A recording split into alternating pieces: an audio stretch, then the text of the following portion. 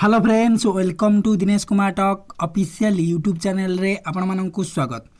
तो friends, finally railway recruitment board तरफ आपण मानक पई आरपीएफ कांस्टेबल रो एग्जाम डेट अनाउंस होई सारिछि। तार एक नोटिस आपण मानक पई आपण मानक मोबाइल स्क्रीन रे देखाउथिबो।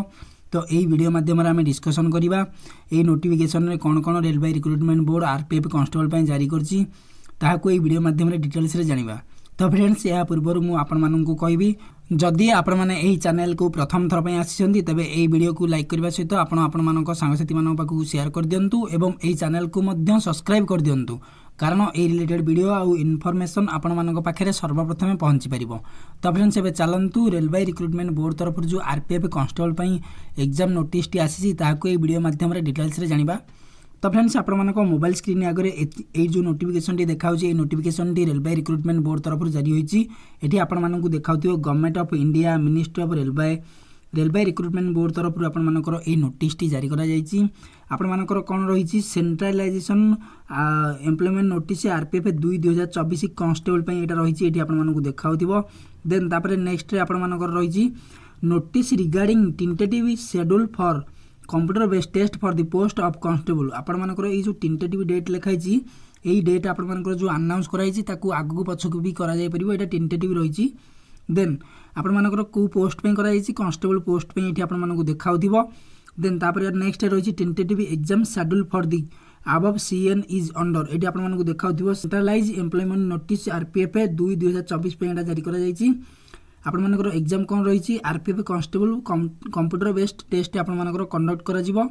देन को दिन कंडक्ट करा जिवो केबे कंडक्ट करा जिवो 2 मार्च 2025 रु आपण मानकर 20 मार्च 2025 आपण मानकर एग्जाम चलिबो। 18 दिन धरिक आपण मानकर एग्जाम चलिबो। देन 2 मार्च रु आपण मानकर एग्जाम स्टार्ट होउची 20 मार्च पर्यंत आपण मानकर एग्जाम चलिबो। देन तापर नेक्स्ट रे आपण मानकर कोन रही the link of viewing the exam city and date आपण माने इंटीमेशन लेटर एग्जाम सिटी और इंटीमेशन लेटर आपण माने एग्जाम रो 10 दिन पूर्व डाउनलोड करि परिबे बा देखि परिबे। आपण मानकर इंटीमेशन लेटर 10 दिन पूर्व आसीबो। आपण मानकर सिटी इंटीमेशन लेटर कोठी आपण मानकर सेंटर पड़छि ताहाकु देखि परिबे। सेही अनुसार आपण माने ट्रेन टिकट बुकिंग करि परिबे। आ जदि आपण माने एससी और एसटी होइसंदी ताले आपण मानक पई रिजर्व रहिछि फ्री ट्रैवल आपण माने करि परिबे। आपण माने फ्री ट्रैवल करिया पई आपण मानकर किछि प्रोसेस रहिछि ताकु आपण माने 10 दिन भितर कंप्लीट करिया पई आपण मानकर रहिछि।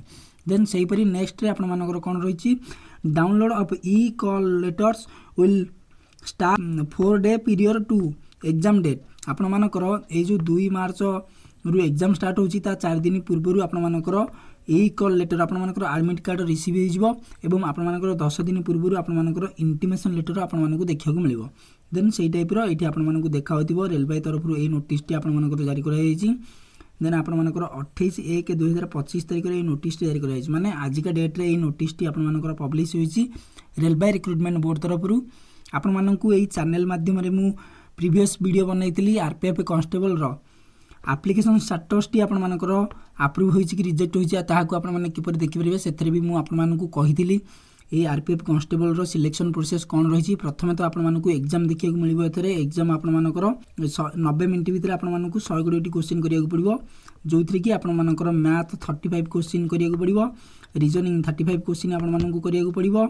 देन तापरे आपण मानकु जीके और जीएस रे आपण मानकु 50 क्वेश्चन करिया को पड़िबो। टोटल आपण मानकु 120 क्वेश्चन देखिया को मिलिबो। 120 को 90 मिनिट भीतर आपण मानकु कंप्लीट करिया को पड़िबो। देन तापरे आपण मानकर सबुटु टॉप कंपटीशन एथरे हबो कोथरे फिजिकल एफिशिएंसी टेस्ट और फिजिकल मेजरमेंट टेस्ट रे आपण मानकर 165 सेंटीमीटर एथरे हाइट मागुजी। देन तापरे आपण मानकर 5 मिनिट 45 सेकंड रे आपण मानकु 1600 मीटर कंप्लीट करिया को पड़िबो। देन तापरे आपण मानकर 14 फुट लॉन्ग जंप को कंप्लीट करिया को पड़िबो 3टी चांस रे। सेही परि आपण मानकर 4 फुट हाई जंप आपण मानकु 3टी चांस रे कंप्लीट करिया को पड़िबो। ये रही आपण मानकर मेजर प्रोसेस। देन तापरे आपण मानकर एही पोस्ट पे डॉक्यूमेंट वेरिफिकेशन होबो, मेडिकल एग्जामिनेशन होबो, तापरे आपण मानकर एथरे सिलेक्शन होबो। तो बहुत सारा प्रोसेस रही। आ एथरे भी मु आपण मानकु फाइनल कट ऑफ भी कहितली से वीडियो माध्यम रे पाखापाखि सेतिकी कट ऑफ ही आपण मानकर रहइबो 90 रु 95 प्लस। आपण मानकु जदी रखिथुसन ताले आपण मानकु वेटिंग लिस्ट रे रहि पारंती 90 रु 95 प्लस आहुरी अबव रखिया पड़ियो। आपण मानकु जेते अधिक मार्क रखिबे आपण मानक पई सेते भलो। तो ये थिला आपण मानक पई गोटे अपडेट।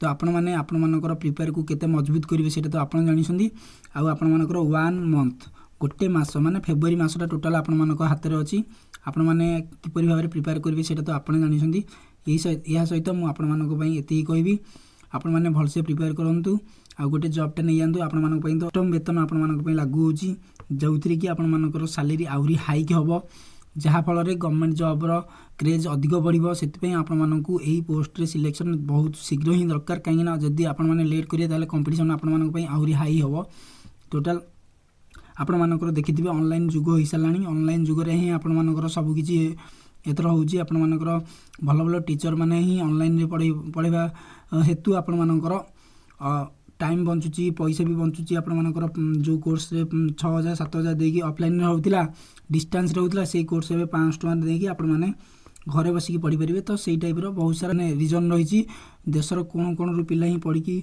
भल भल जॉब रे पाइ तो आपण माने जेते लेट करिवे तो आपण मानक पई सेते असुविधा हबो तो ये सहित मु आपण मानक एते ही कहबी आपण माने करिकी केमती जॉबटा पाइ जांदु तो आपण मानक पई एटा भी सुवर्ण सुयोग रही आपण मानक जून मास रे यार फॉर्म पड़ीथिला पाखापाखि 7 ରୁ 8 मास आपण मानक समय देला एग्जाम करिया पे तो या पर भी आउथरे भी आपण मानकर एग्जाम आउथरे भी यार रिक्रुटमेंट सब आसीबो तो एबे भी ग्रुप डी फॉर्म भी चली ग्रुप डी विषय में आपण मानक कॉन्फिडेंशियल नोटिस कहती तार ए आउटे वीडियो भी मुझे आनी तो ये थिला आपण मानक किसी अपडेट आपण मानक टी मोटिवेशन भी करेली तो या सहित मत विदाय दिंतु देखा आपण मानक सहित आउ एक नुआ वीडियो रे आउ किछि नुआ अपडेट नहीं आसबि रेलवे रिलेटेड से पर्यंत मत विदाय दिंतु जय हिंद जय भारत वंदे मातरम थैंक यू।